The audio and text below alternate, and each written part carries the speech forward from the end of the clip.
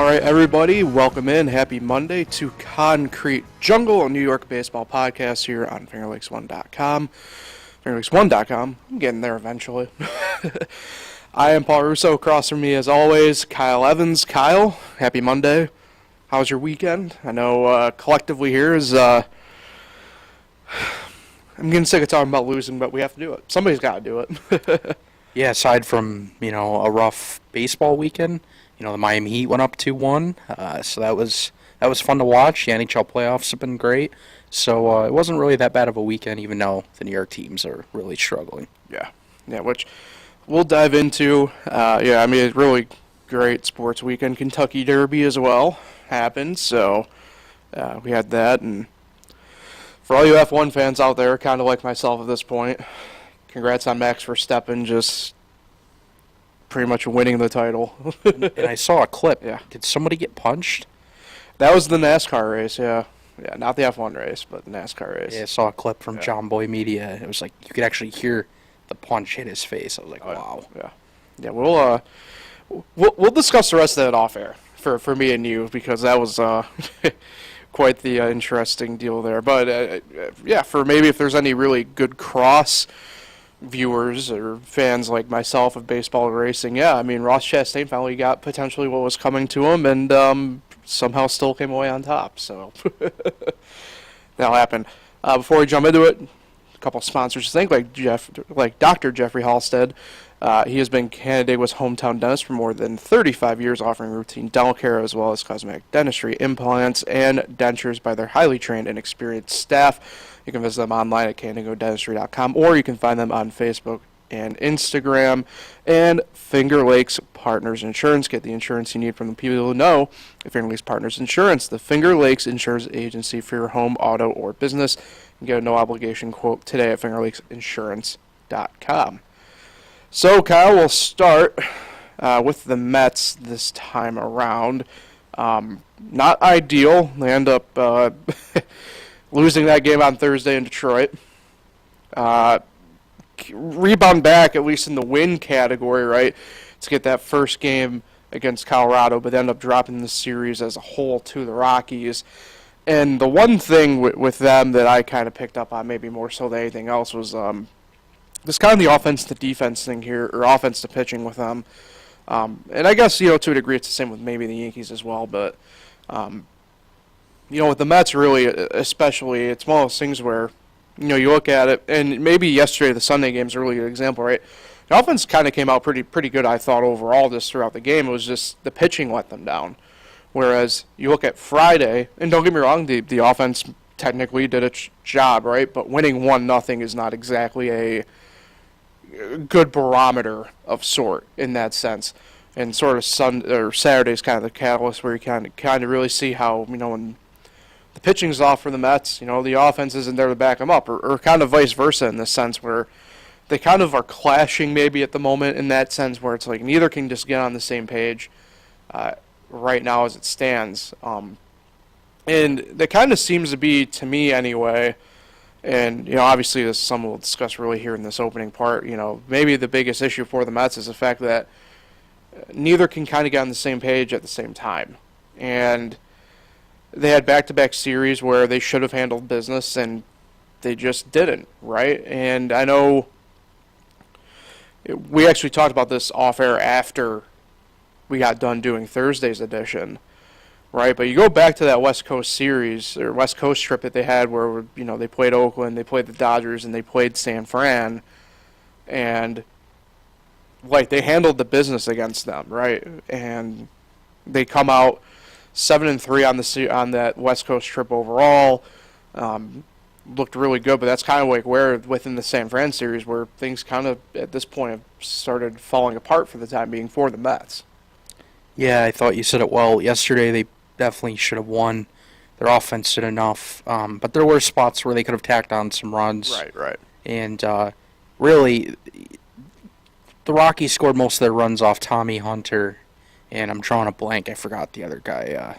There's another guy they scored a bunch of runs. Lucchesi didn't exactly throw well. There was two relievers in one inning where they put up like a 5 or 6 spot. So yeah, yesterday's game was very winnable, but I mean, you go back to Friday, they get a 1-0 victory. They easily could have gotten swept. Each team had 5 hits. It was like a pitcher's duel. But I know a win's a win, but they easily could have gotten swept. And this is considered an easier stretch for them against teams that they're clearly better than on paper, and it hasn't gone well. They just aren't playing well, and then when they get good pitching, the offense isn't there. Just a lot of inconsistency, and I still truly believe that this is not going to last forever, Right. because of what they have in that lineup.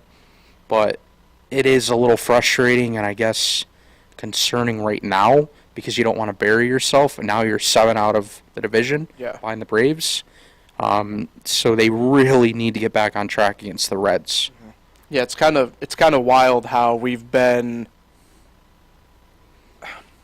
You look at it, right, and it's like, okay, the Mets, they're 17 and 18, they're tied for second in the NL East, 7 games back, and then you look at, say, like the counter side of this with the Yankees, where I'd say there's a lot more doom and gloom at the moment, where they're 18 and 17, they're in last in the AL East, 10 games back.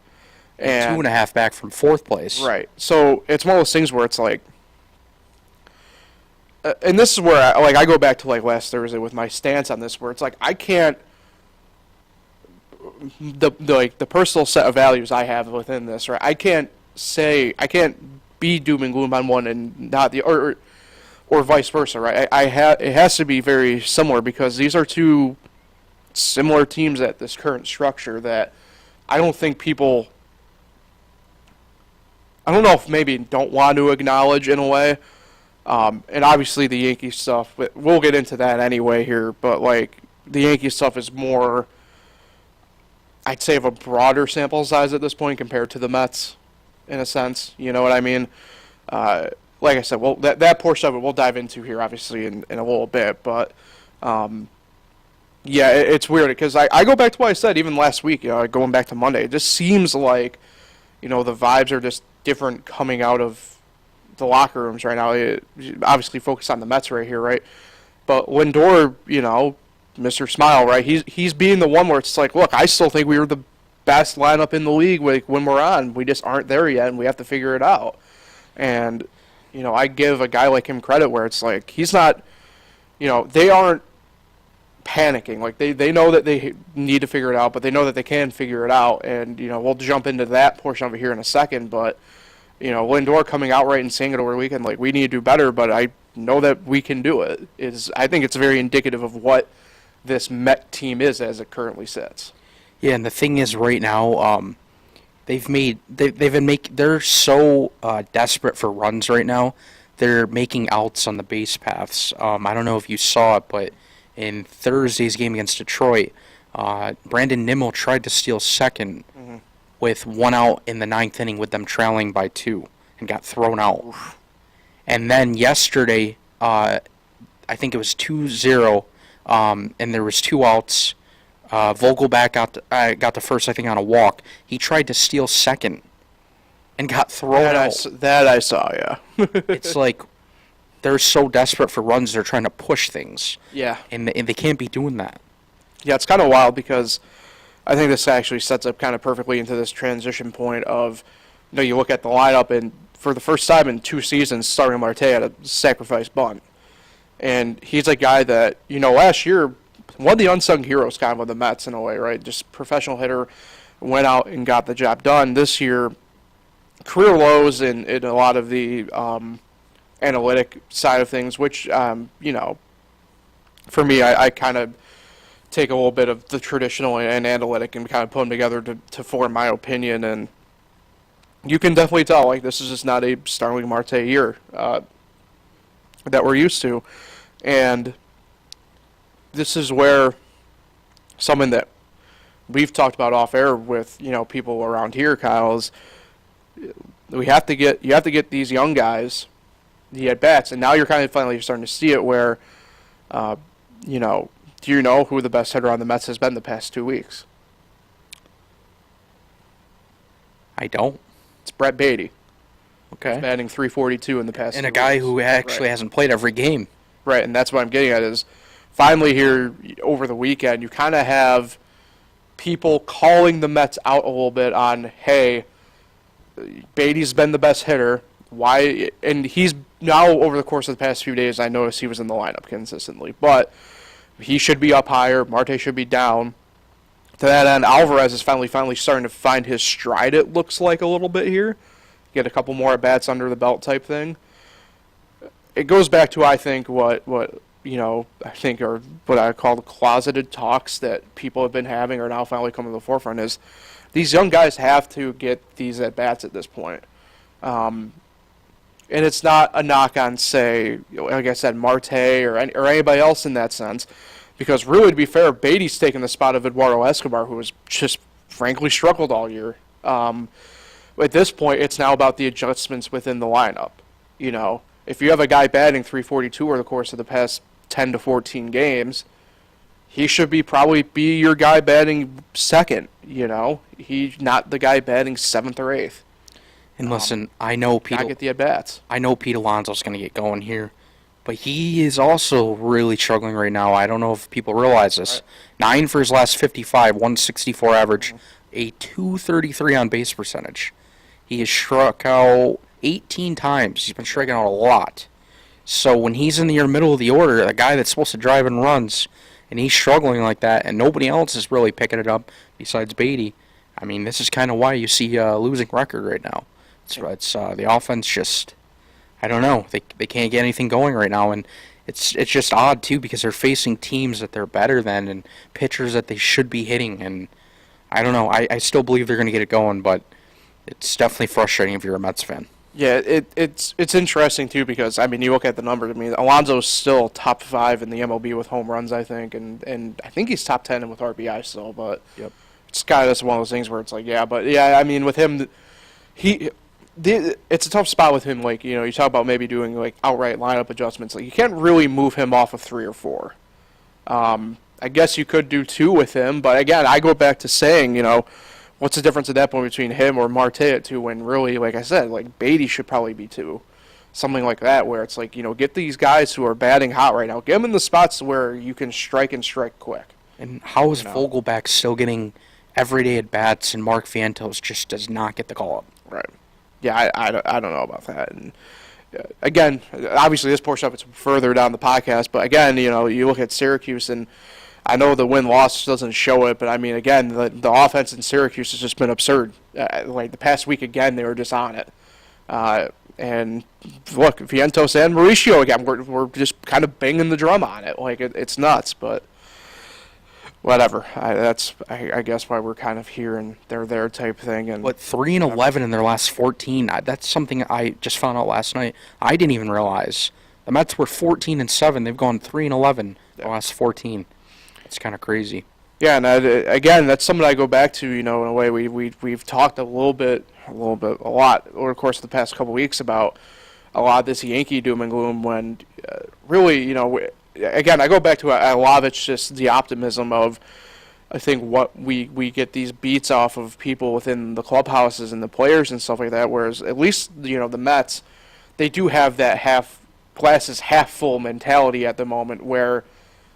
I don't want to bang the drum specifically on guys too much, but look, Lindor, he's the guy right now where it's like, hey, like we know we have to improve, but like we know that we can do it, and we'll talk about this a little bit more here in a few minutes with the Yankees. Whereas like the Yankees, like the national highlight of the weekend is when they were cheering on top of the dugout over the weekend at one point, and that was pretty much it because we go back to the doom and gloom thing with them pretty quickly, and justifiably so. Like I said, we'll get into that in a minute here, but it's one of those things.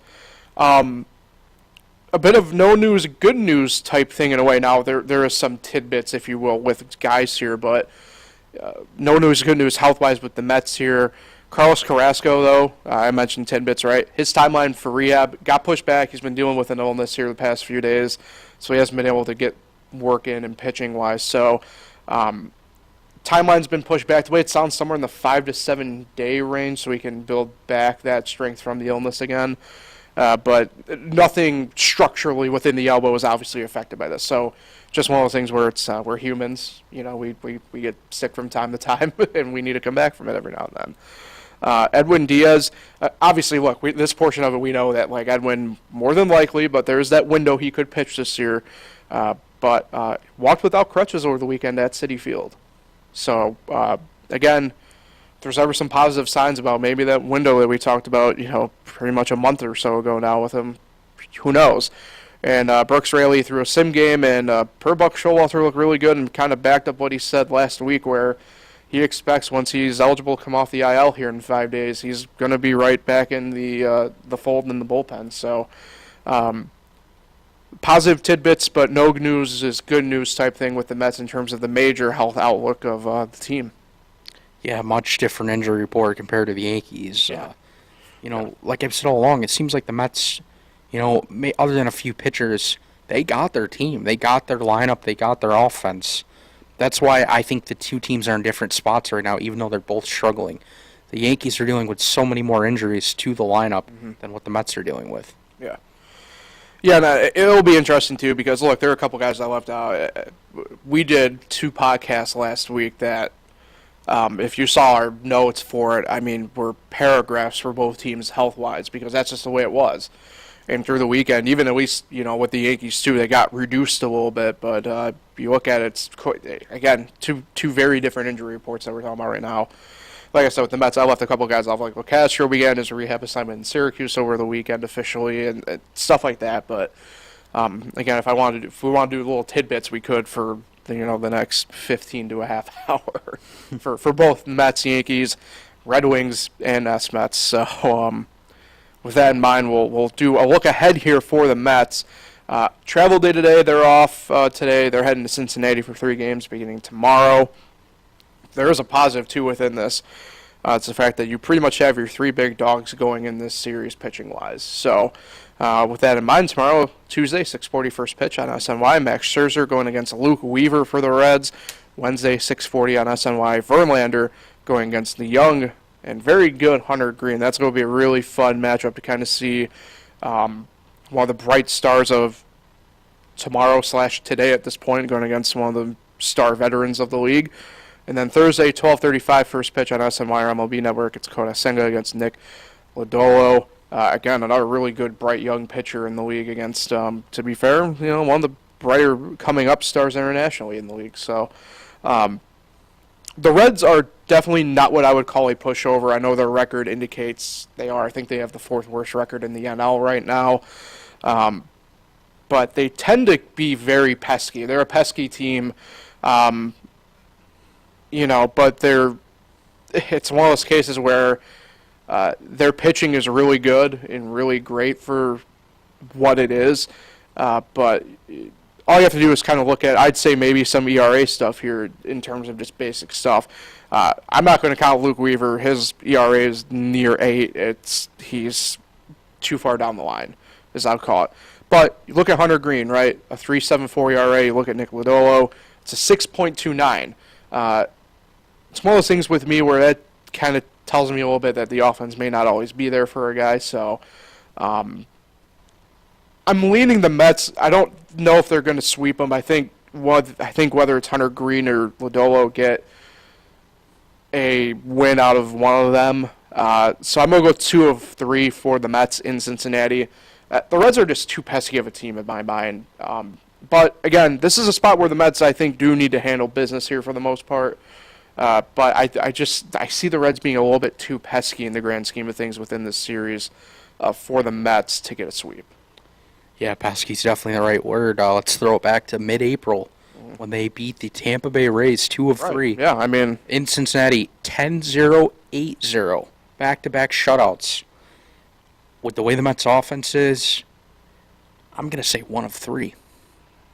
Oh, so you're going... Mets only won 1 game in that series. I don't know which game, but they'll win a game. It's possible. I don't see either team getting a sweep within this, but I think that's possible. Like I said, the Mets or the Reds are a very pesky team. They'll be very close games, though, I think. Yeah.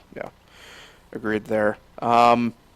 Let's transition over. Let's discuss some Yankees baseball here. Yankees dropped 2 of 3 to Tampa Bay.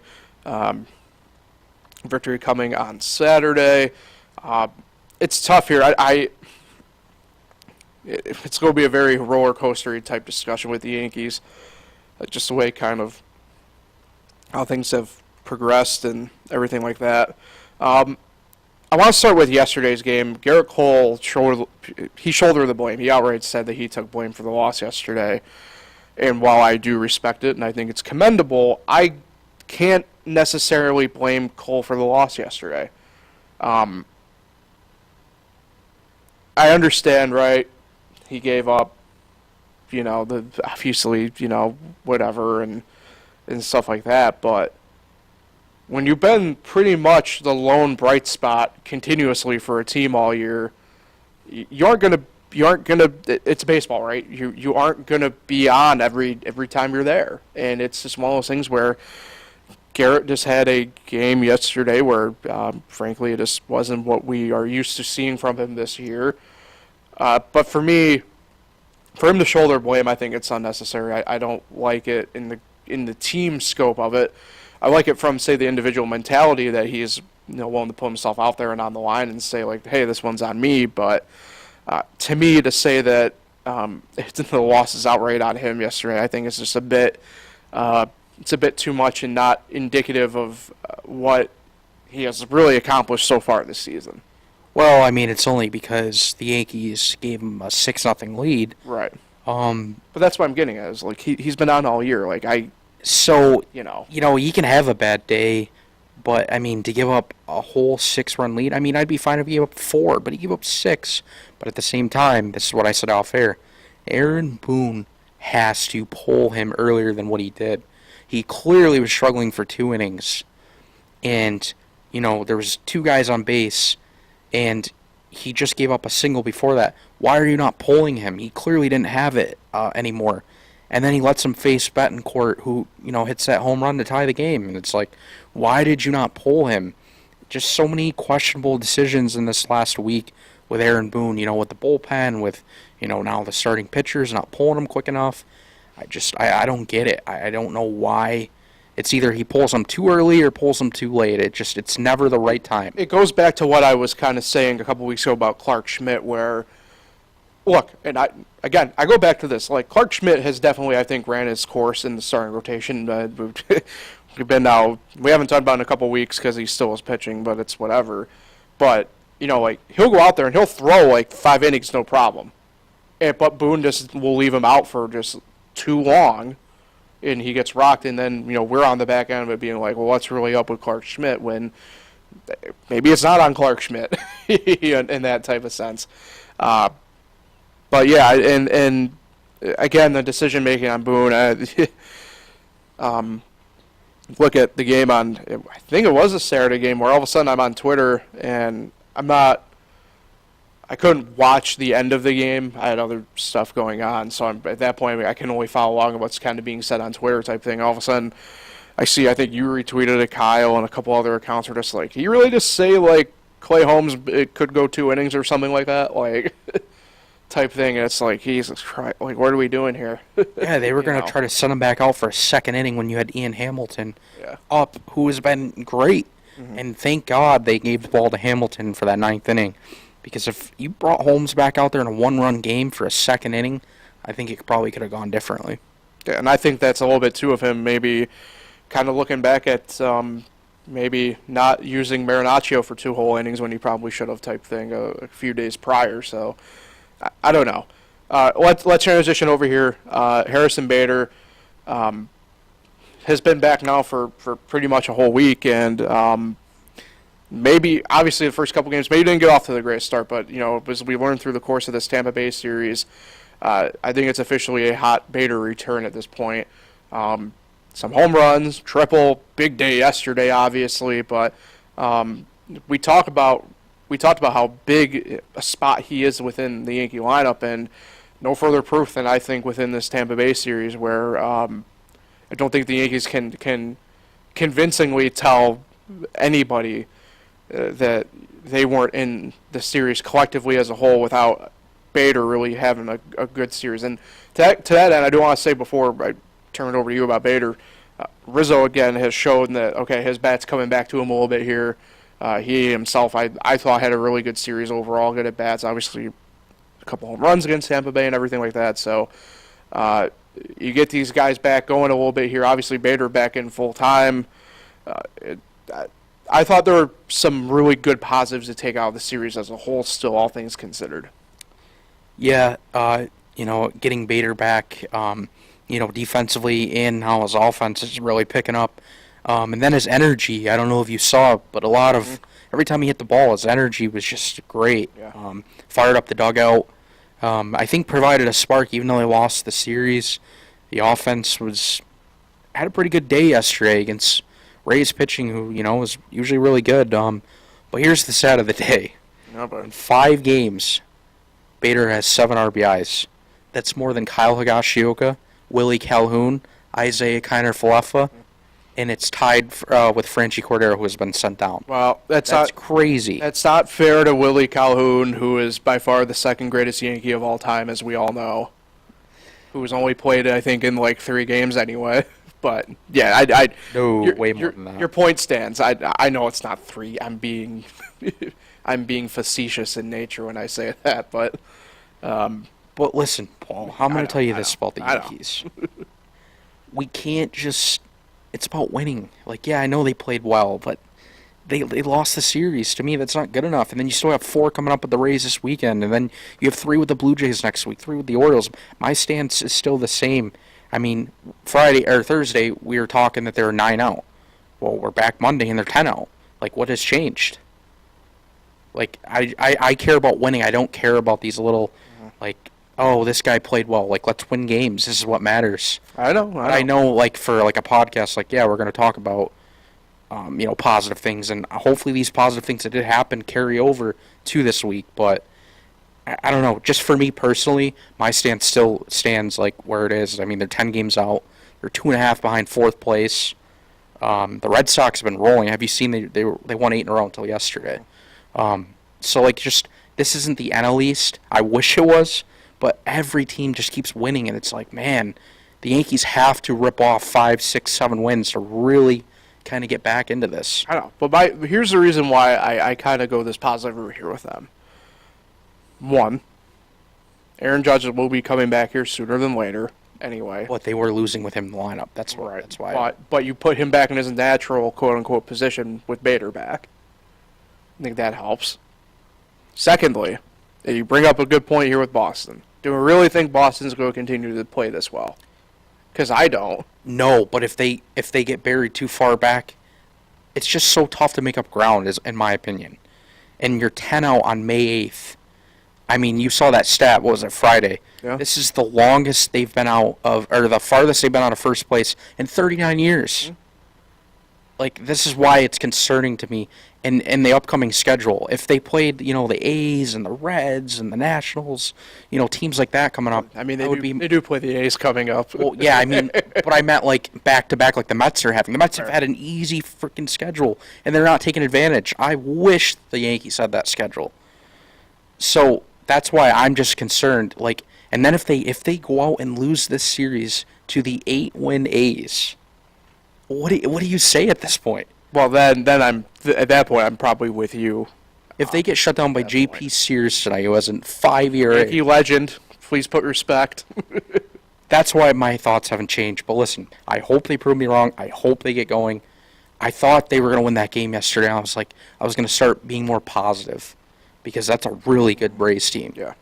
But they didn't win the series. They blew a 6-run lead. That's not great. I know. I hear you. I don't disagree in that either. So, all right. Before we get to a couple injury news and notes, I want to take a couple minutes here because last year the what I ended up calling back to being the alleged rivalry between the Rays and Yankees was it got put on the back burner of sorts, if you will, or maybe put in the freezer or something. I don't know, but it certainly got rekindled over this weekend. Yeah. Mainly Friday, involving... What is wrong with him? Well, again, I don't think it's necessarily anything maybe like player-related. I don't... So it all stems from, obviously, Randy Rosarina getting beaned, right? And I don't think it's... That's just Randy being Randy, right? Twice. I mean, okay. But that portion of me is it's just Randy being Randy. I don't know who the coach was who was getting pissed for the Rays, that hitting coach. I don't know. But a lot of this stems from, I don't know what complex Kevin Cash has from his week-long tenure as a Yankee back in the day. But he's always had this weird chip on his shoulder, and it's not just like against the Yankees. I've noticed it against like when they play Boston, when they've played even like Toronto or even like Cleveland. The Cleveland one's weird to me because I remember Kevin Cash as a then Cleveland Indian, and like he has these weird like complex deals like whenever they play some of these teams that to me it's like, we get it, you're mad about your own, I don't know, misfortunes as a player. Like I don't know why you're taking it out on players when like I said, it appeared as though like Randy was just being Randy after getting beaned. Like I guarantee when Saturday and Sunday were rolling around, he really couldn't care less. He was just hoping to probably hit a home run off a guy type thing. But it seems like at the epicenter of all these deals over the course of the past now, 7-8 years as Kevin Cash is manager at the Rays, a lot of these confrontations involve him and his coaching staff, and not so much maybe the players. And then when it does involve the players, it's because it just spills over and people are just pissed off. But it's become one of the more unique rivalries, I think, in the sport at this point officially, where we don't, again, the headlines are always like Yankees, Red Sox, Dodgers, Padres, or Dodgers, Giants, Cubs, White Sox type thing, when a lot of these rivalries now are kind of just like these weird in-division bubblings like the Yankees and Rays have now had for the course of the past, like I said, 7-8 years.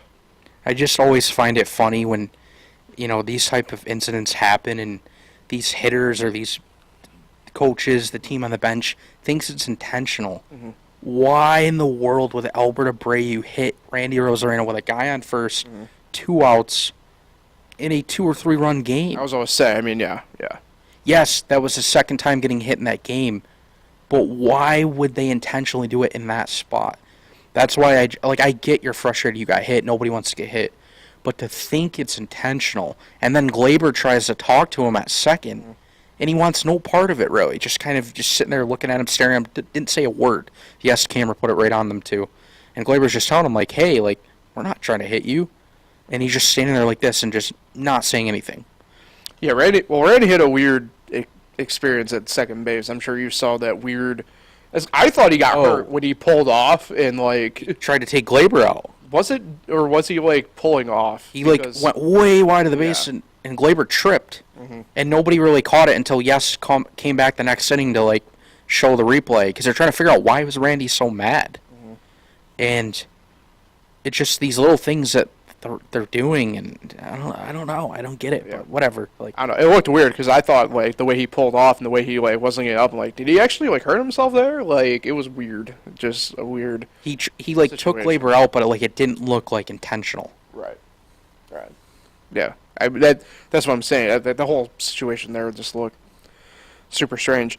So, mentioned last week a little bit about Severino and Donaldson, kind of getting back. We have some more news regarding them. Severino, through a successful live batting practice session in Tampa over the weekend. And this is where I always chuckle because it's we're about to have a moment here of big leaguers being big leaguers. So he'll begin his rehab assignment with AAA Scranton Wilkes-Barre on Wednesday or Thursday this week.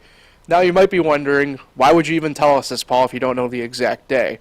Because those will be one of the days that it happens because Severino doesn't want to spend the night in Moosic where the stadium is or have to leave New York at 6 a.m. to go to the game because I believe it's the Thursday game is at 11:05. And he just doesn't want to deal with that. Or actually, no, I think it's the Wednesday game is that. Yep. And then Thursday, I think, is like a normal 1:05. I can't remember if it's 1:05 or 6:05. Either way. But it's like a normal start time. But he just doesn't want... I chuckle because it's not like... Now,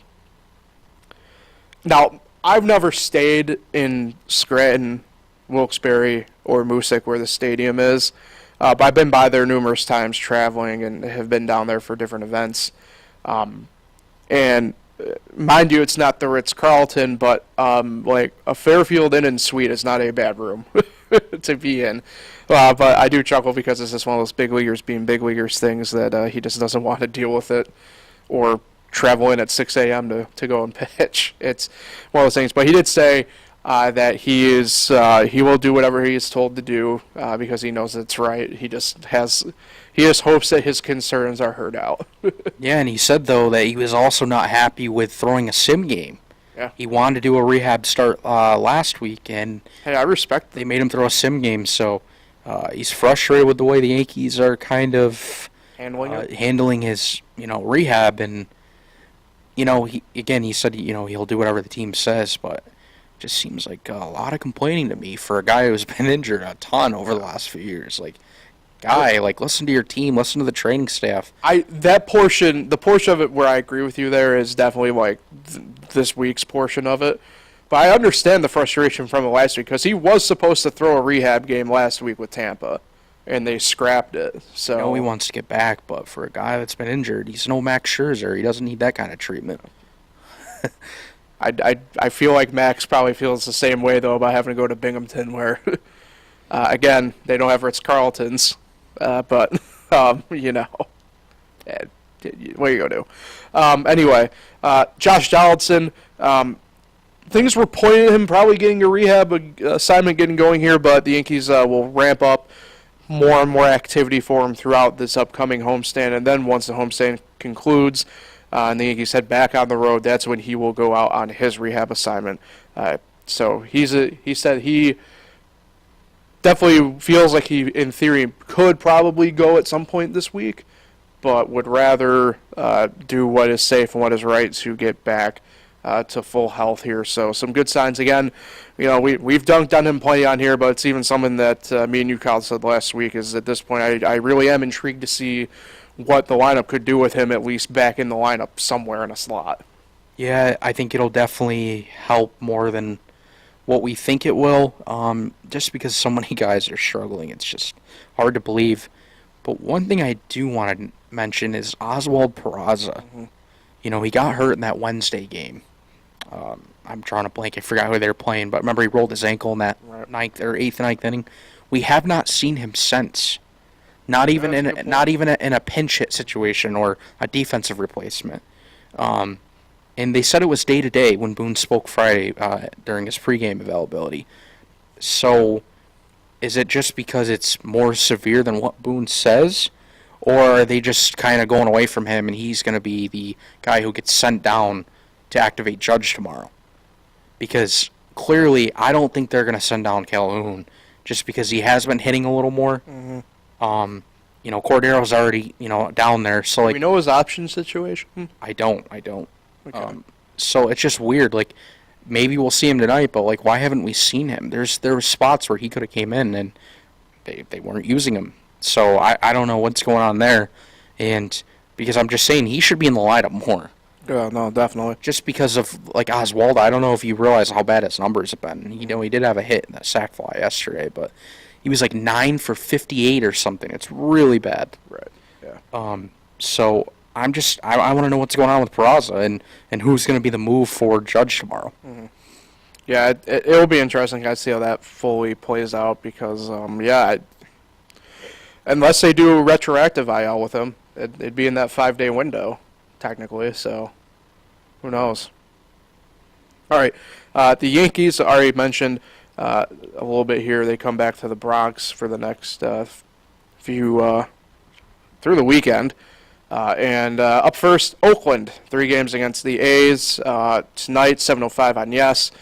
J.P. Sears against Nestor Cortez. Tomorrow night, 7:05 also on Yes. Drew Winiski against Clark Schmidt. And then Wednesday at 12:35 first pitch on Yes. Kyle Muller against Johnny Brito. I'll do the glass half full mentality here. Sweep. I think it's going to be an ass-kicking. I think the Yankees know that they can go out and just whoop the behinds of the A's. I know they just put Aldamides Diaz, I think, on the IL, one of their better players, which is kind of funny to say out loud. Now I'm kind of saying it out loud here, but I think they just go out and they just whip some tail here. I think they really want to, and I think they're going to. Yeah, I think a sweep has to happen. I don't care winning 2 of 3 is still winning the series. No, that's not acceptable. This A's team is that bad, and when you're struggling like this and only a game above 500, you have to win these games because the Rays are probably going to keep winning their games. And the Red Sox are probably going to keep winning their games, at least for now, because they are hot. So if you don't sweep the A's, to me, that's a failure. Yeah. And you look at these matchups, there's no reason why this offense should not hit. And, just looking at the long part of the schedule, I know we'll talk more Thursday, but, they have the Rays for 4 after this. To me, 5-2 has to be their record this week. Sweep the A's, split with the Rays. Yeah, I agree. I think that's a fair task for the Yankees to have. Anything less than 5-2 to me is it's not good enough, especially when you're trying to climb back up in the standings. Yeah. No, I agree with you there. I think, like I said, I think that's a fair task to have for the Yankees here. All right, before we get out here, a couple things to talk about the Red Wings and Mets. They both dropped their series last week, but I think it's pretty interesting. I mentioned the Mets, and their offense is really kind of stuck and held true, but the Red Wings, to me, have really started to come alive here a little bit. I know it's tough, but they're starting to get more consistency out of that lineup, and it's pretty interesting to kind of see how things have played out for them here over the course of really the past 2-3 weeks, where they finally have, I think, found this stride a little bit. And it's tough because they're still technically in the basement of the International League here. For all purposes here, they're probably beyond out of it for the first half type thing. But they can definitely right this ship even more a little bit and be really prepared for the second half of this of the season and how it's structured now. The Mets, they fall a little bit. They're under 500 now for the first time this year, but again, I mean, the offense is there. The pitching's got to get figured out. And I think a lot of it, too, right now with them is just the way the Mets have had to kind of call some guys up and send them back down just with the way the past week went with weather and stuff like that. I think that definitely hampered a little bit, right, because you have a guy like Budo who is a normal guy in that Syracuse rotation. Well, he gets plucked out of that rotation because he has to come up and pitch for the big league team, and then he has to sit again for another few days before Syracuse can use him. It obviously puts the Mets in a bit of a bind. And I think, you have guys in different spots who maybe aren't used to being in that slot. Stuff happens, But, like I said, if there's any consolation in this, the Mets offense has still just been on one. And it's not like that's going away the way it appears anytime soon. So both teams, to me, find themselves in some pretty good spots here as we now kind of enter that early part of May and hit mid-May at this point. Yeah, the only time the offense really struggled in that series was Saturday when they got swept in that doubleheader. They were outscored 9-1, which was very rare. But you look at these other couple games, 2 runs, 1 run, 4 runs, close games. I mean, they definitely could have won a few more in this series if the pitching was just a little better. I can't believe you forgot to say 10-9. But yeah, I mean, it's pretty interesting. A couple news and notes. Red Wings, they're home this week. They play the Who Sox. Chad Pinder was granted his release. He, again, one of the veteran guys. We'll talk about this here because you're going to start seeing probably a few more of these. I'm not saying for Rochester or for Syracuse. Chad Pinder's just the first one of these veterans to exercise their right to release. He'll be a Yankee. Here as we enter May with these minor league contracts. Carter Kieboom, top prospect or former top prospect now for the Nationals. He has joined the Red Wings. They optioned him down. He's coming back from his own Tommy John surgery. It's pretty interesting to kind of see how these position players have kind of had to have Tommy John for different reasons. But he's back with the Red Wings here for the foreseeable future, it kind of seems. So it'll be interesting to see there. For the Mets, this past weekend they actually honored, because I mentioned a lot of the coaching staff was from Single A St. Lucie last year. Well, same with a lot of players are with Syracuse this year from St. Lucie. So Syracuse actually honored them over the weekend, presenting them with, I believe, some league rings from winning the Florida State League Championship last year. So that was pretty interesting to see the S-Mets on the road this week for a three-way cup series. They were in Buffalo for the week, so interesting stuff for the S-Mets. Looking forward to both.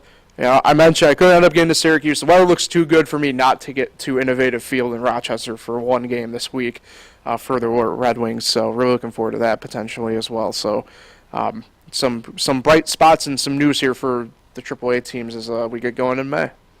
Yeah, to me, I mean, we're almost already in mid-May. The season just seems like it kind of started. It's crazy how many games these teams have played. I think the Yankees are going to be playing, their 40th game coming up? Yeah. Wild. Yeah, it's interesting times. The time of year always gets going and ramps up, and I wouldn't say sneaks up on you, but it's one of those things where you just never fully realize at the time, really, when these are kind of happening in the moment and stuff like that. So that'll take care of Concrete Jungle for today. Appreciate everybody for listening in as always. If you can't watch live on YouTube here, you can always catch up on YouTube or Spotify. Kyle, anything going on for you this early part of the week? I know high school sports have kind of hit a high point here as past week. If you're not from the Finger Lakes region here in New York listening and watching, we got a lot of rain here the past few weeks, and now all of a sudden these games are getting made up at quite the clip. And I know I was telling a couple of people, it's kind of funny because I remember my senior year of high school, we had 5 games, or was it 5 games in 6 days? Yeah, 5 games in 6 days one time, and you always end up having a week like that. I know there's a couple teams like that you'll be busy with. You're collecting scores and everything this week, where it's like I would expect to see a lot of the same team names over and over again here the next couple nights. Yeah, for me, when I used to play, I used to love playing almost every day, except pitching wise, you have a pitch count limit, but yeah, definitely a lot of games coming up. There's some really good teams around the area like Pelmeyer Macedon who just are unbelievable, and I think they could make a deep run, honestly, another deep sectional run. And then tonight you got the Miami Heat, New York Knicks going at it again. So I really truly believe the Heat go up 3-1. I hope so. The Knicks fans made a major mistake when they were talking to Jimmy Butler when he was on the bench. He doesn't need any more fuel. And, he's questionable going in tonight, but that's just laughable. The guy's going to play. Yeah. And, yeah, the Knicks, I don't even know what to say about them. I thought they would be, I guess competitive is not the right word, but more energized. Right. Seems like they lacked a lot of energy last game, and I don't know. I think the Heat do win the series, though, and I love it. Hey, by the way, shout out to another Wayne County team that's really good again this year, Sodas. Don't know if you've noticed that. 3 no-hitters. Yeah, they're quite the team, the Spartans. So keep an eye out for all that stuff, obviously, Kyle, and everything like that. And we'll talk with everybody on Thursday. Hopefully the Mets and the Yankees and Red Wings and S-Mets all come away with wins. We're sick of talking about losing. So hopefully they'll come back with wins, and you'll come back on Thursday. So we will talk with everybody then. Have a great week, everybody.